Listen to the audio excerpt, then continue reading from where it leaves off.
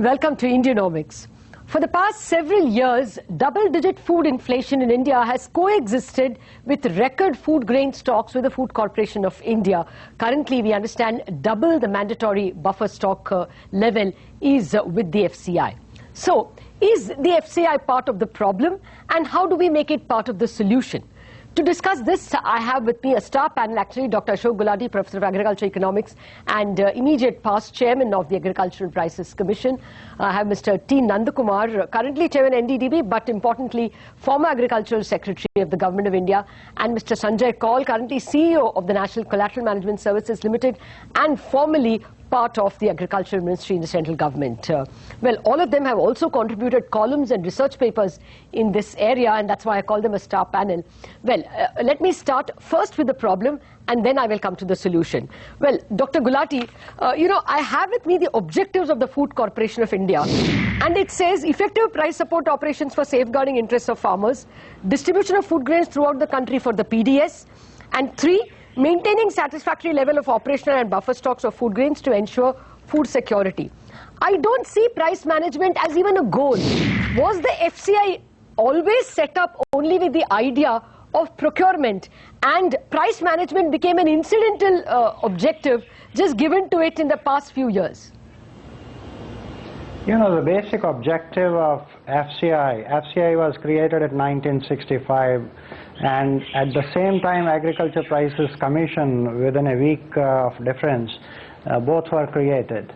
The Prices Commission was to recommend so-called remunerative prices for the farmers, and FCI was to ensure that those prices are somehow delivered to them.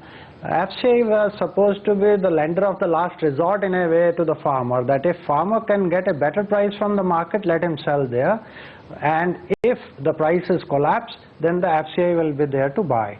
That was the original function, but buying and then it has to dispose of, where to dispose of, and that was in the public distribution system. And that public distribution system before FCI was largely fed by PL 480 imports. So that we gradually substituted from PL 480 imports, we went on to our domestic procurement, and over time with Green Revolution the procurement increased, and now the situation is it has gone to such a large level that there is need to do a cool thinking. I agree. So my point is, price management was never inherently and systematically thought through. It seems to have been given in as an objective only in the last few years when food inflation became such a raging issue.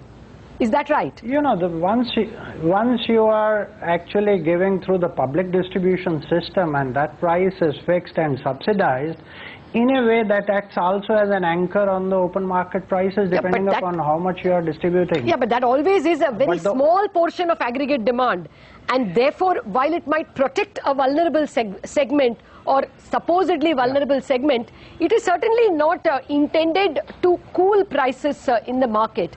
I think the Government of India never thought through how to use FCI for price management. Protection of vulnerable sections, yes, through PDS.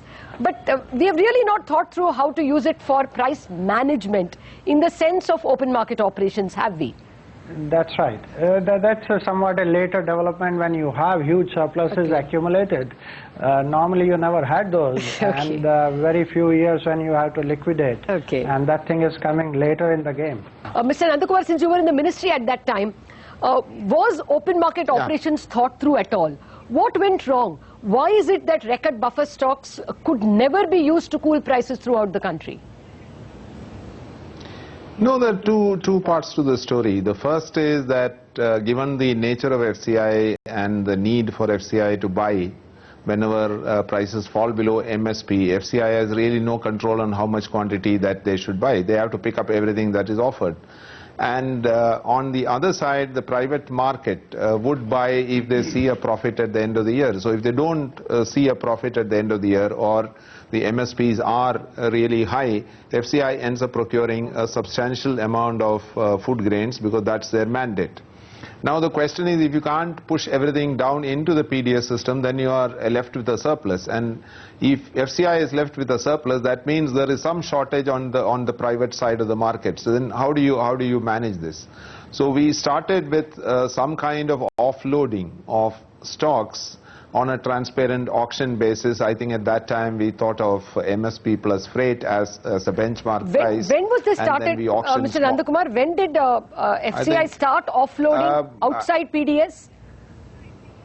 I think 2003-04, probably around that time when we had surpluses. But because there was a big surplus at 6-7 we were in short supply, so we didn't do too much. Okay. I think 3-4 would be the correct year to do that. But we what is lacking in the whole system is a clear policy on how to offload, when to offload, what should be the modalities of offloading. So if you want to do a real price management, I think we need a very, very clear roadmap on how surplus stocks will be offloaded into the market. Without that, it becomes a very ad hoc kind of a decision that, okay, prices are rising, let's offload some, then hold back, then offload some. So that's, I think, the real problem. Okay, I will come to the solution in just a bit. Let me get Mr. Kaul in. FCI is a high-cost way of handling the situation, we understand. Would you agree, Mr. Kaul, that even in procurement and storage, I will come to distribution where I think that function has been entirely new and unthought through. But even in procurement and storage, what would you say are the chief problems with FCI? It seems to be an inherently high-cost structure. Well, it was envisaged that FCI would be efficient, and the so-called middlemen, the flag of the middlemen would be removed once you have efficient agency procuring, giving the benefit to the farmer and distributing grain to the consumer and the vulnerable sections in an efficient fashion. Over the years, what has happened is that an inherent structural flaw in the FCI has crippled its efficiency, and that inherent flaw is that unlike other PSUs, FCI is not a commercial entity. The FCI Act itself says that all its expenses will be borne by the sector. So there is no accountability inherent in the structure, no benchmarking of costs. For instance, when FCI determines an economic cost, it is not benchmarked to any private cost or any efficiency parameters.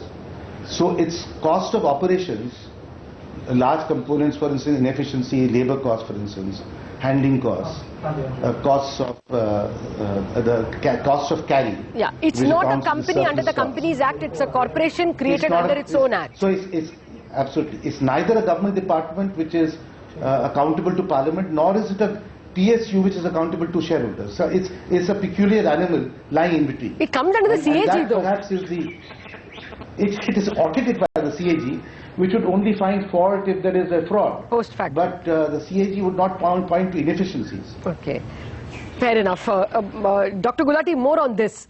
You were, before we got into this discussion, telling me about some instances of high cost. We hear that loaders, for instance, are paid something between 40,000 and 2 lakh rupees a month. Yes, there are three parts of the cost that you can think of. One is what is imposed by the states. A state like Punjab can put taxes and cess and levies to the tune of 14.5%. Now, no fault of FCI. If they have to buy it, they have to give it to the state. Now, that also increases the cost of operation. But your point is on labor. Now, labor, there are three different types of labor. The labor which is directly under FCI as, employees of FCI, you are right that a loader, unloader, the average cost per month is around 40,000 rupees per month, loader, unloader.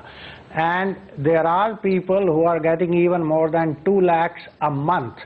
Now, how they are getting that, that's a detailed discussion. Is it an overtime or something? Those things. There is an incentive system that more than 100 bags if they are carrying, then they will be given an overtime, and how they are carrying so many bags that they are,